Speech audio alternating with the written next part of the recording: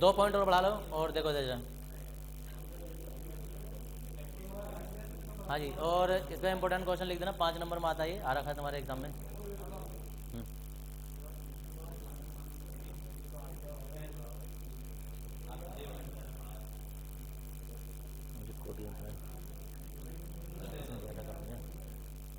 अबे वो बाहर वालों का विचारों का।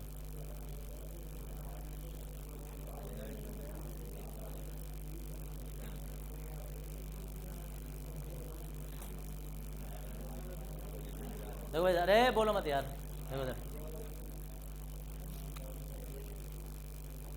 एक क्वेश्चन देखो, अब उतारते रहना जिसका जो भी आप, रुक जाओ एक मिनट। एक आदर्श ऊंचाई ट्रांसफार्मर की प्राथमिक कुंडली में 100 फेरे हैं तथा इसका परिणामन अनुपात आर का मान जो होता है वो 100 है। यदि ट्रांसफार्मर में निवेशी वोल्टेज और तथा शक्ति क्रमशः ये और ये है, तो ज्ञात कीजिए द्वितीयक कुंडली में फेरों की संख्या, निर्गत वोल्टेज और बाकी सब तुम्हारे पास है एक करके जितने भी हैं। दरअसल ट्रांसफार्मर के लिए ना हमने एक आर्टिकल किया था, बस एक ही फॉर्मूला स्थापित किया इसका, क्या होता है वो। तो पहला तो देखो तुम्हारे पास है क्या क्या दिया है, और एक करके अरे तो दिया है प्राथमिक कुंडली में फेरों की संख्या, यानी कि NP बराबर जो है वो है 100। फिर वो कह रहे हैं परिणामन अनुपात R बराबर वो भी है 100। निवेशी वोल्टेज होते हैं BP, और वो बराबर हैं कितने में 220। शक्ति जो है शक्ति होती है P इन निवेशी है ना, तो वो है 1100 वाट। इतना सब कुछ दिया है। अब सबसे पहले क्वेश्चन की अगर हम बात करें तो सबसे पहले क्वेश्चन में द्वितीयक कुंडली में फेरों की संख्या यानी कि NS का मान ज्ञात करवा रहे हैं। बड़े ही ठंडे दिमाग से, बड़ी शांति के साथ में ना सोचते रहो और करते रहो। पहला तो फॉर्मूला लिखना पूरे का पूरा जितना भी था, क्या हम कहेंगे, चूँकि देखो सर, चूँकि NS/NP, और इससे भी पहला का जो पता चला हो तो क्या लिखा था हमने लिखा था εS/εP, NS/NP, BS/BP, IP/IS, उल्टा होता है ये, बराबर R। इसमें कोई सा भी किसी के बराबरी भी हो सकता है, जैसा जरूरत पड़ेगी उसी हिसाब से ले लेंगे हम।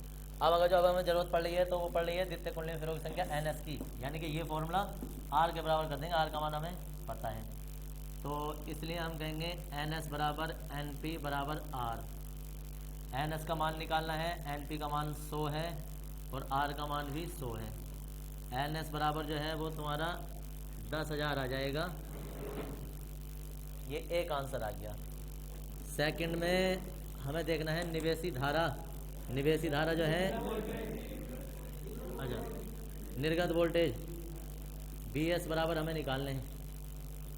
तो अब हमें BS का मान देखना होगा यहाँ से, इसका मतलब BP पता होना चाहिए, वो पता है, बराबर R के।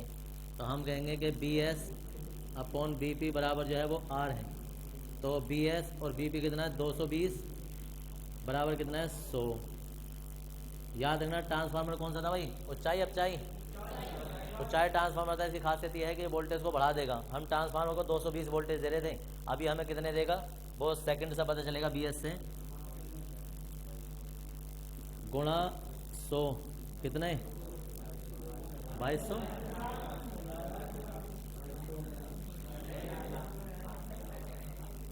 इतना भयंकर ट्रांसफार्मर होगा कि 220 वोल्टेज देने पर ये 22,000 वोल्टेज बना देगा। थर्ड में देखो, थर्ड में है निवेशी धारा। अब निवेशी धारा जो है वो कहाँ है, ये है IP। अब निवेशी धारा हमें ज्ञात करनी है। अब निवेशी धारा ज्ञात करने के लिए हमारे पास फॉर्मूला IS तो निकलेगा नहीं, क्योंकि S का मान नहीं हमें नहीं पता। लेकिन निवेशी धारा का एक फॉर्मूला और होता है, इन्होंने वाट भी दिया है P, ठीक है। तो P बराबर जो होता है, P बराबर होता है BI, लेकिन इनके लिए है ना तो ये भी P और ये भी P, निवेशी के लिए है। अगर ये आउट होता तो ये S हो जाता, ये भी S हो जाता। अब इनमें हमारे पास जो है वो P इन कितना है 1100 बी पी का मान और आई पी का निकालना है, बटे में कर देंगे तो आई पी बराबर इससे कैंसिल हो जाएंगे और 22 हैं तो यहाँ को बुला लिए सजरा।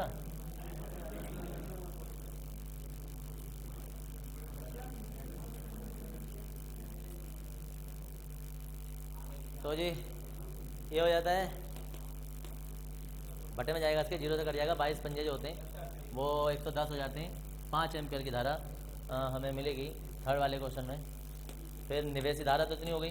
निर्गत धारा, अब निर्गत धारा जो है, हाँ भैया सर वाला बताइए कौन सा फॉर्मूला लगेगा।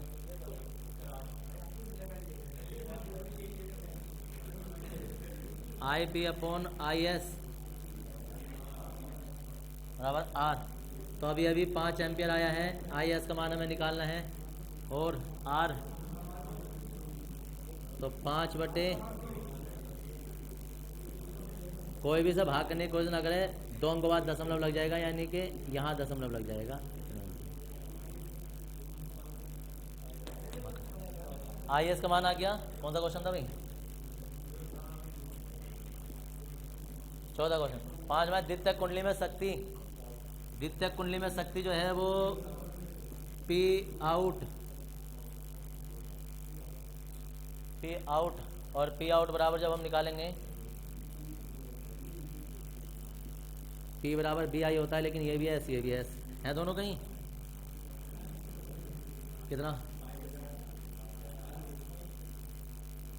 22,000 वोल्टेज तो ये हैं। और तो उधर ये मत लिखना, अब ये लिखना, ये समझने की बात है। 2 जीरो तो कैंसिल हो जाएंगे, तो कितना हो जाएगा?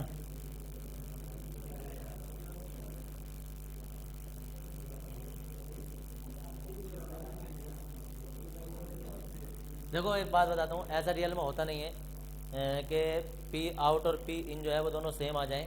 क्यों है पता है? क्योंकि ये शब्द है। आदर्श में ये चीज़ पॉसिबल है और आदर्श दुनिया में कुछ नहीं होता है। तो आदर्श में जो निवेशी शक्ति है वो निर्गत शक्ति के बराबर होती है, जबकि रियल में ऐसा नहीं होता है। रियल में शक्ति हास होता है, कुछ ना कुछ शक्ति खत्म हो जाती है। शक्ति हास के मैंने तुम्हें वो लिखवाए थे कि उसकी दक्षता या उसकी शक्ति हास कैसा होता है, 5 तरीके लिखवाए थे, समझिए, सेथिलिया वगैरह, कॉपर क्षय, इतने सारे। तो शक्ति हास होती है, 100% होगी। उन्होंने पहली आदर्श बोल दिया था, इसलिए बराबर बराबर माना है, वरना ये आएगा नहीं। अब इसके बाद तो यह आ गया। फिर छठा, दक्षता ईटा बराबर जो था वो पी आउट और पी इन गुणा 100 और ये 1100 और 1100 और 100 और ये 100% तुम्हारा ट्रांसफार्मर काम करता रहेगा, कोई हानि वानी नहीं करेगा। ये तुम्हारा आंसर होगा। हाँ हाँ जी,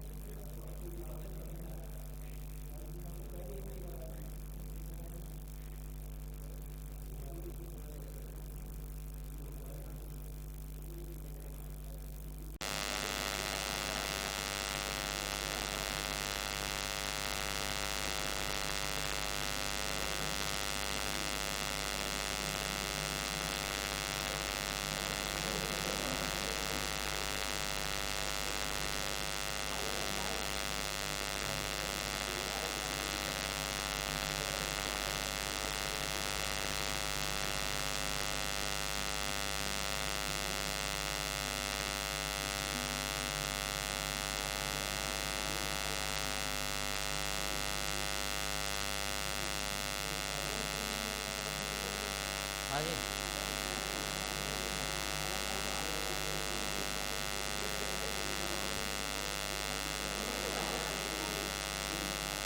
परिपथ का परिपथ के अनुसार परिपथ की अनुनादी आवृत्ति 5/6 एम्पियर। ए 4 एम्पियर होता है। देखो भाई दादी का, अरे बोलो मत यार। हाँ जी, यहाँ पर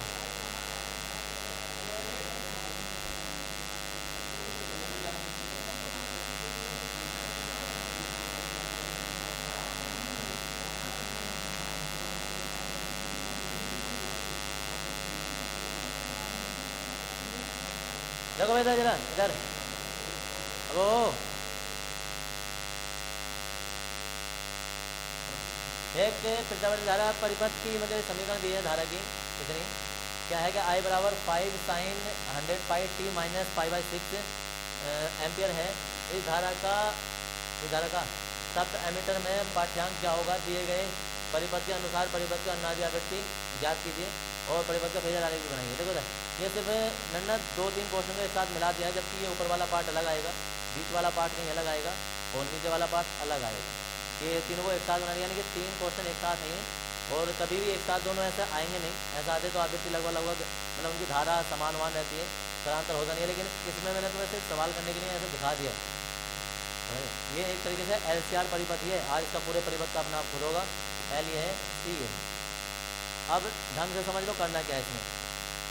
करना ये कि सबसे पहले जो है धारा का तप्त एमीटर में पाठ्यांक कितना होगा। याद रखना, जो प्रत्यावर्ती नॉर्मल धारा होती है ना, वो तो एमीटर से नापी जाती है, लेकिन जो प्रत्यावर्ती धारा होती है वो तप्त एमीटर से नापी जाती है। तप्त एमीटर नाम होता है, तप्त एमीटर से नापी जाती है। और तप्त एमीटर सिर्फ RMS मान पड़ता है कि RMS वोल्टेज कितने आ रहे हैं। तो RMS वोल्टेज देखेंगे हम कितना आ रहे हैं, तो हम कहेंगे चूँकि तप्त एमीटर धारा का RMS मान ही पड़ता है,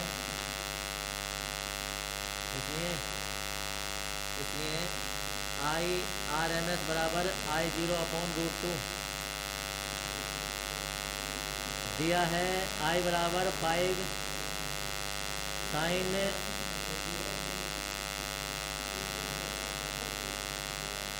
कितना, और I0 बराबर जो है वो तो हो गया 5 एम्पियर। यहाँ वैल्यू लगा देंगे हम। जब यहाँ वैल्यू लगाएंगे तो RMS बराबर जो है वो इसकी जगह तो आ जाएगा 5 एम्पियर और √2 या 5 गुणा 0.707, 5 सत्ते 35 और 5 सत्ते 35 दशमलव हो जाएगा यहाँ। और जी RMS का मान इतना पढ़ा जाएगा, मतलब एमीटर में इतना पाठ्यांक सुई होगी 3.5 पर होगी। फिर वो कह रहे हैं दिए गए परिपथ के अनुसार अनुनादी आवृत्ति भी ज्ञात कीजिए। तो अनुनादी आवृत्ति हम ज्ञात करेंगे F बराबर 2π√LC। जब LC हम ज्ञात करेंगे तो इसमें L की वैल्यू ये होती है, C की वैल्यू ये। L का मान दिया है 0.01 हेनरी और C का मान दिया है 4 गुणा 10⁻⁻⁶ फैरेड। तो इसलिए F बराबर 1/2π√0.01 और जी 4 गुणा 10⁻⁻⁶ 1/2π और यहाँ इसे दशमलव उड़ा के हम इसमें 100 लिख देंगे। तो 4/100 आ जाएंगे ये, गुणा 10⁻⁻⁶ 1/2π। 4 2 1 का बाहर निकल जाएगा, 100 जो है वो 10 1 के बाहर निकल जाएगा और गुणा 10⁻⁻3। अब सुन लो एक मिनट जरा, 10 घूम के ऊपर चला जाएगा, ये भी घूम के ऊपर चला जाएगा। 10 गुणा 10⁻3 और ये 4 ये पाई, यहाँ हो जाएंगे 4 0 क्या ऐसे रहने दो।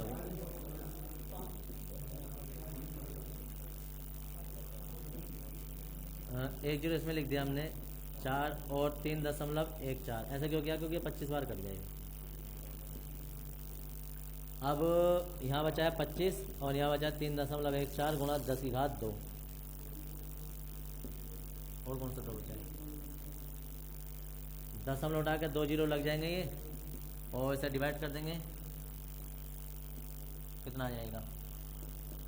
यहाँ आ जाएगा 314 और ये 2500, कितना हो जाएगा? 3 अट्ठे 8 चौक 32, 8 एक 8 और 3 11 और 8 3 24 और 1 25, थोड़ा सा ज़्यादा हो गया। चलो 7.8 के आसपास आएगा।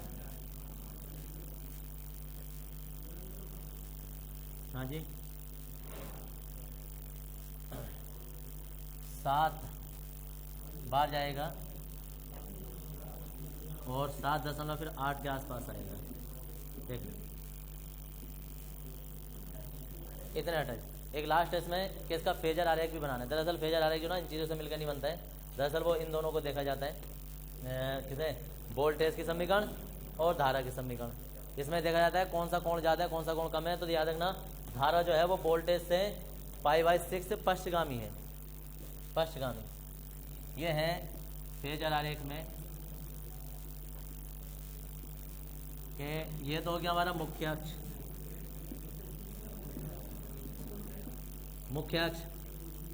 और यहाँ जो है ना वो B0 बराबर 220 है।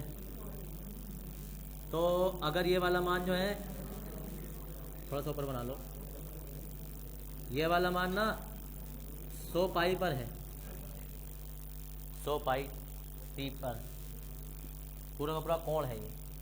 तो इसका आई का मान जो है ना वो π/, पश्चगामी होगा, पीछे होगा इसमें। तो कितना हो जाएगा इसमें से? π/, कम हो जाएंगे, यहाँ बचेगा 100 पाई टी माइनस के π/6, या ऊपर वाले में से π/, पीछे कर देंगे हम, इतना लिख देंगे कि π/6 पीछे हो जाएगा। I0 का मान, I0 बराबर 5 एम्पियर। ये होता है फेजर आरेख कि वोल्टेज से धारा का मान, जितने भी वोल्टेज का ग्राफ होगा जहाँ, उससे π/6 पीछे होगा। अगर प्लस का चिन्ह होता है तो ये आगे हो जाता है। ये फेजर आरेख को इतना बना देंगे। चैप्टर यहाँ खत्म होता है, नया चैप्टर स्टार्ट करेंगे। हाँ जी, उतार लेंगे।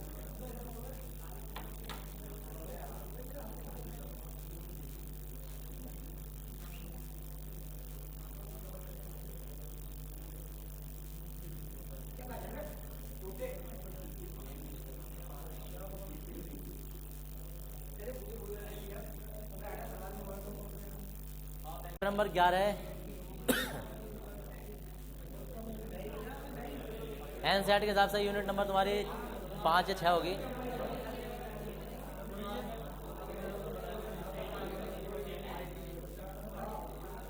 हेडिंग है मैक्सवेल की विद्युत चुंबकीय तरंगें। अभी कराएंगे, अबे 10 नहीं, 11 मई खत्म हो जाएगा ना कल को।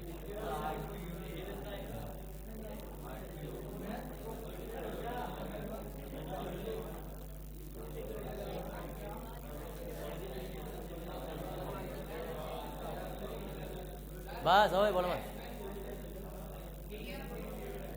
वैज्ञानिक है, अच्छा ऐसे कर कैसे? आदमी,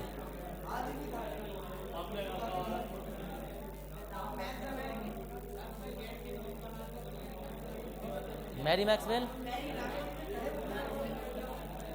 इनका भरोसा नहीं है। मैक्सवेल किस वजह से लगाने, अपने पापा का नाम जोड़ने या किसका नाम जोड़ने, पता नहीं। मैरी साथ नाम जो है इसमें लिखेंगे। हाँ, ये क्रिकेटर नहीं है, कभी कोई सोचे। देखो भाई, इसमें लेंगे मैक्सवेल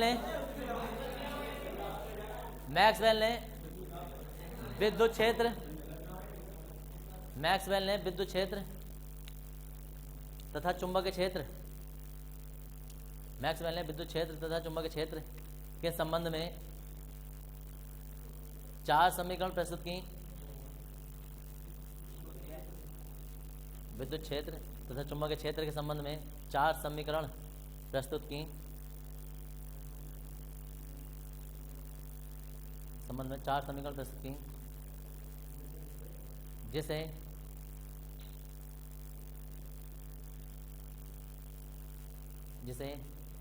मैक्सवेल के समीकरण कहते हैं।